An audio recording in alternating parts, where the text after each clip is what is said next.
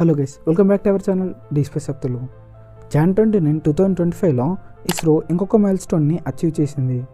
1963లో America హెల్ప్తో తన first రాకెట్ని launch చేసిన ఇస్రో ఇప్పుడు 100 మిషన్స్ని లాంచ్ చేసి హిస్టరీ క్రియేట్ చేసింది. ఇస్రో జాన్ 29 రోజున తన 100th మిషన్ అయిన NVS-2ని లాంచ్ చేసింది. 100th మిషన్గా ఈ NVS-2ని లాంచ్ చేయడానికి ఒక రీజన్ ఉంది. అసలు NVS-2 అంటే ఏంటి, ఈ మిషన్కి కార్గిల్ వార్కి సంబంధం ఏంటి, ఇలాంటి మరిన్ని ఇంట్రెస్టింగ్ విషయాలు ఈ వీడియోలో చూద్దాం.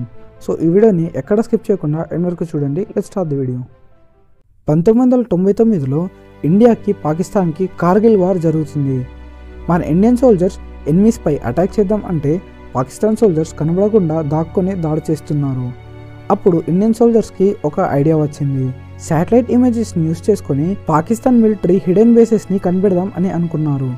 దానికోసం అమెరికాని వాళ్ళ శాటిలైట్ ఇమేజెస్ కోసం యాక్సెస్ అడిగారు. కానీ అమెరికా వాళ్ళు వాళ్ళ శాటిలైట్ యాక్సెస్ని ఇవ్వడానికి ఒప్పుకోలేదు. దానివల్ల ఇండియా 500 మంది సోల్జర్స్ ప్రాణాన్ని కోల్పోయింది. అప్పుడే ఇండియాకి వార్ లాంటి క్రిటికల్ కండిషన్స్లో శాటిలైట్ నావిగేషన్ సిస్టమ్ ఎంత ఇంపార్టెంటో అర్థమైంది. అప్పుడే Indian government own satellite navigation సిస్టమ్ని తయారు చేయాలనుకుంది. అలా మొదలైంది IRNSS, అంటే Indian regional navigation satellite system. ఈ మిషన్లో భాగంగానే ఫస్ట్ శాటిలైట్ని 2013లో లాంచ్ చేశారు. దాని పేరు IRNSS-1A. కానీ అన్ఫార్చునేట్లీ 2018లో దీంట్లో ఉండే అటామిక్ క్లాక్ ఫెయిల్ అయింది. నావిగేషన్ టైప్ శాటిలైట్స్లో ఈ అటామిక్ క్లాక్ అనేది ఎంతో ఇంపార్టెంట్. దీనివల్లే టైం అక్యురసీతో పొజిషన్ని డిటెక్ట్ చేస్తుంది. అందువల్ల ఫస్ట్ మిషన్ అయిన IRNSS-1A ఫెయిల్ అయింది. తరువాత IRNSS-1B, 1C, 1D, 1E, 1F, 1G, 1H ఇలా ఇస్రో చాలా మిషన్స్ని లాంచ్ చేసింది. 2016లో మన prime minister Narendra Modi Indian regional navigation satellite system IRNSS పేరుని నావిక్గా చేంజ్ చేశాడు. నావిక్ అంటే navigation with Indian constellation. Navik మిషన్లో భాగంగా 2023లో NVS-1 మిషన్ని లాంచ్ చేశారు. ఇస్రో లాంచ్ చేసిన శాటిలైట్స్లో NVSతో కలుపుకొని ఇప్పటికీ 8 శాటిలైట్స్ యాక్టివ్గా ఉన్నాయి. NVS-1 శాటిలైట్ ప్రీవియస్ మిషన్స్తో పోల్చుకుంటే కొంచెం అడ్వాన్స్గా ఉంటుంది. ఇస్రో దీంట్లో L2, L5, NS అనే 3 ఫ్రీక్వెన్సీ బ్యాండ్స్ని ఇంక్లూడ్ చేశారు. ఈ నావిక్ శాటిలైట్స్ని ముఖ్యంగా 2 సర్వీసెస్ మీద పనిచేసేలా తయారు చేశారు. ఒకటి స్టాండర్డ్ పొజిషనింగ్ సర్వీస్ SPS, అంటే ఇది నార్మల్ సివిలియన్కి మ్యాప్స్ని ప్రొవైడ్ చేస్తుంది. డైలీ లైఫ్లో మ్యాప్స్, రూట్స్, ట్రాఫిక్స్ని ఇండికేట్ చేస్తుంది. దీంట్లో నావిగేషన్ 5 మీటర్స్ కన్నా తక్కువ పొజిషన్ యాక్యురసీతో 40 నానోసెకండ్స్ కన్నా తక్కువ టైం యాక్యురసీతో మనకి అందిస్తుంది. రెండవది రిస్ట్రిక్టెడ్ సర్వీస్ RS. దీంట్లో నుంచి వచ్చే డేటా అందరూ యాక్సెస్ చేయలేరు. దీంట్లో 1 మీటర్ కన్నా తక్కువ రేంజ్తో యాక్యురసీ ఉంటుంది. ఈ డేటాని వెదర్ ప్యాటర్న్స్ లైక్ సైక్లోన్స్, ఎర్త్క్వేక్స్ని డిటెక్ట్ చేయడానికి వాడతారు.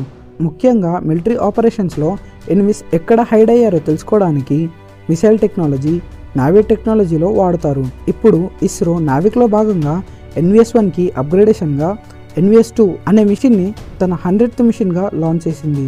NVS-2లో L1 అనే ఫ్రీక్వెన్సీ బ్యాండ్ని యాడ్ చేస్తూ మొత్తం దీంట్లో L1, L2, L5, S అనే 4 బ్యాండ్ ఫ్రీక్వెన్సీస్ ఉన్నాయి. L1 ఫ్రీక్వెన్సీ బ్యాండ్తో నార్మల్ పీపుల్కి ఎక్కువగా యూజ్ అయ్యే విధంగా ఈ NVS-2 మిషన్ని రెడీ చేశారు.